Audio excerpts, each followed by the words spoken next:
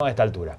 Bueno, vamos a hablar de economía porque gentilmente nos atiende Ana Navarro, que es economista y docente de la Facultad de Ciencias Empresariales de la Universidad Austral en comunicación con nosotros. Ana, ¿cómo estás? Buen día. Bien, buen día. ¿Cómo están ustedes? Bien, muchas gracias por atendernos. Bueno, ¿se puede hacer todo eso que dicen o no es posible? Como vos dijiste bien, hay muchas opiniones y cuando uno las empieza a contrastar, claramente son inconsistentes. Porque la economía argentina enfrenta en este momento problemas que cuando uno quiere resolver uno, empeora otro. Claro. Por lo tanto, no podemos pensar que se puede salir del problema que tenemos de recesión, sin financiamiento, con problema de desempleo, en un marco de gran incertidumbre, ¿sí?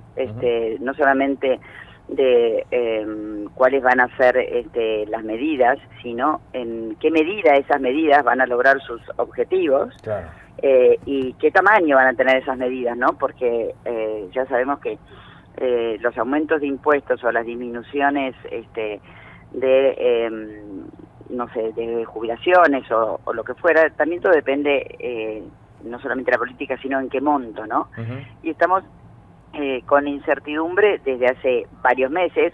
Primero la incertidumbre política que ya se despejó, sí, en cuanto a quién es el presidente electo, pero no en cuanto a las medidas que va a tomar ese presidente electo, aunque algunas cosas se perfilan, y ahora vamos a hablar de eso, sí, pero en un marco de pérdidas de reserva, de un cepo que ha ido endureciéndose cada vez más, y de alta inflación. Claro, claro. Por lo tanto, ¿qué implica cada una de estas cosas? Desde el punto de vista de la economía, realmente la recesión de este año va a terminar probablemente alrededor de 2,5, 2,6 de caída de la economía.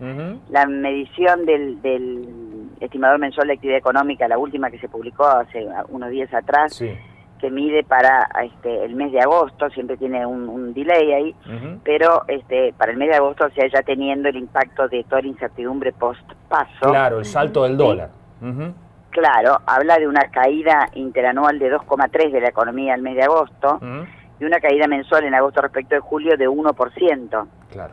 Con algunos sectores fundamentales cayendo muy abruptamente, como la construcción cayendo interanualmente 4,6, la industria 2 puntos más, o sea 6,6, el comercio todavía por encima de eso, y el sistema financiero, bueno, 16,4, o sea, allí la incertidumbre se ve en todo su despliegue.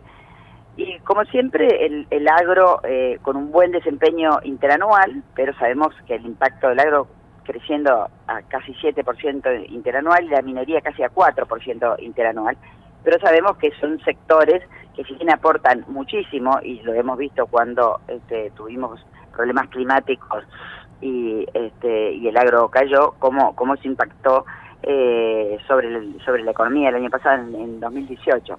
Por lo tanto, la economía en términos reales está teniendo una recesión importante. Por supuesto, no tenemos inversiones, el consumo está en este momento completamente frenado, y sí tenemos exportaciones, tenemos un saldo comercial creciente, sí, y la Argentina ha mejorado muchísimo en los últimos meses en cuestión de exportaciones, en parte por el tipo de cambio, en parte por la recesión que reduce, claro, las importaciones, y en parte también porque hay algunos mercados importantes que se han abierto para productos, pongamos por caso de la carne. Ana, ¿es posible mejorar jubilaciones en el contexto del déficit que tiene la Argentina, que parece uno de los talones de Aquiles, porque para financiarlo no hay muchas opciones? Hoy financiamiento externo está cerrado. ¿Se puede avanzar hacia una emisión monetaria con este nivel de inflación? Vamos a ponerlo de otra manera. Las jubilaciones han perdido poder adquisitivo, como han perdido los salarios, por la inflación. Sí.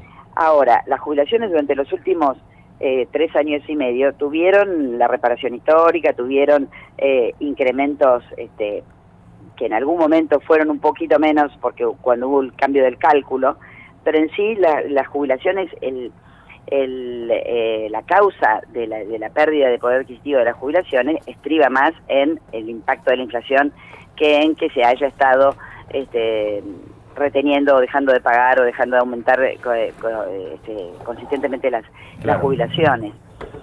Lo mismo podríamos decir de los salarios, es decir, es posible aumentar los salarios. Nosotros tenemos en este momento salarios reales que han perdido realmente poder adquisitivo el año pasado y este año. Sí.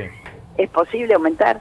Todo lo que uno escucha de la posibilidad de encarar el tema de los salarios, por ejemplo, habla de un acuerdo social de precios y salarios que estaría por debajo de la inflación pasada, o sea, no con recomposición, sino mirando hacia la inflación de adelante, lo cual técnicamente es correcto. Si la inflación va a bajar, mirar la inflación que viene y no la inflación que ya pasó. Pero eso significa que tanto los jubilados como los consumidores empiezan desde unos cuantos escalones más abajo. Claro. Ana, Perdón, sí. Sí, buen día, Javier es mi nombre. Se habla de Matías Culfas como uno de, digamos, grandes candidatos para ser ministro. ¿Tiene alguna referencia económica de él? Mira, más que personalizar, yo creo en los distintos... tengo algunas referencias, no lo conozco personalmente y he leído algunas cosas, pero digamos... más allá de quiénes pueden ser, porque también en su momento se habló de Nielsen, todos los días suben y bajan, ¿no? Sí. Los nombres de los posibles ministros de Economía del nuevo gobierno. Yo creo que va a ser bastante similar el programa económico a lo que ya hemos conocido, quizás con algunos emprolijado, digamos, en algunas formas y en algunos de sus defectos mayores. Pero a mí me parece que en algunos sectores puede ser, por ejemplo, yendo a las exportaciones, en algunos sectores como lo que es petróleo, probablemente allí haya algún tipo de acuerdo o mecanismo con las empresas de manera tal de mantener esto teniendo una producción alta y exportando. Otros sectores probablemente sean más proveedores de impuestos que sectores que se los estimule para las exportaciones, y ahí siempre está la discusión sobre lo que aporta el campo y claro. cuánto pesa en impuestos el Estado, ¿sí? Y por otra parte, lo que hemos visto en los 4 años anteriores, ¿sí? En el último gobierno de Cristina Kirchner, es que ha sido una economía muy mercado internista, y yo no creo que en principio vaya a haber mucha diferencia en este sentido. Por lo pronto, el único sector en este momento que podría, además del sector de producción del campo y la minería, pero desde el punto de vista del consumo, la inversión o las exportaciones, el único que en este momento puede llegar a crear demanda agregada es el consumo, que está, digamos, retenido o por incertidumbre. Todavía hay un porcentaje de argentinos que tienen capacidad de compra, claro, que no han hecho su consumo en este tiempo, en virtud de la incertidumbre, de no saber qué valor iba a estar el dólar. Esto le puede dar un cierto aire en los primeros meses al gobierno entrante, porque bueno, hay consumo retenido o pospuesto, tanto en términos de alimentos como en términos de textiles, en términos de vehículos, de autos, de motos, claro, ¿sí? de electrodomésticos. También con el tipo de cambio y con el cepo probablemente el consumo interno de turismo en principio crezca, y el sector de la construcción probablemente con sus costos ahora mucho más bajos en pesos por el valor del dólar, probablemente vuelva a ser atractivo construir desde el pozo y venderlo. Como los precios de finales de los inmuebles en Argentina son muy resistentes a la baja, allí vuelve a aparecer una rentabilidad interesante. Claro. Entonces el consumo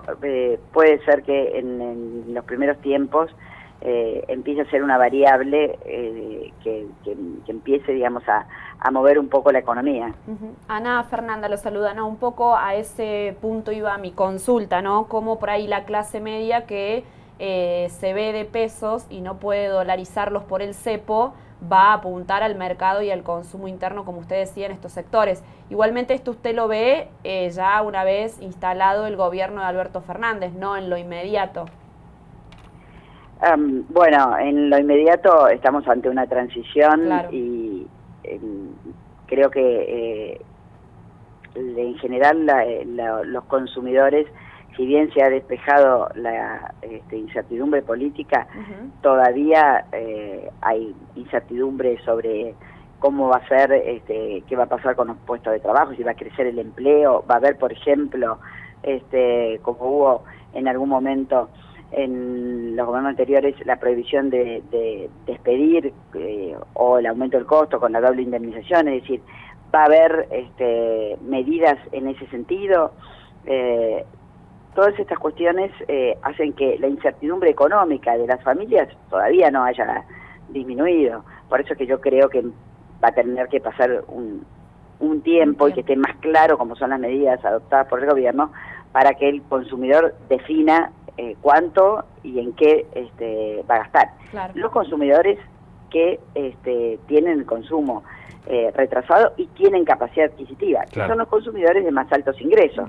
Ahora, sí, dentro del plan del nuevo gobierno hay una imposición fuerte sobre los consumidores de más altos ingresos.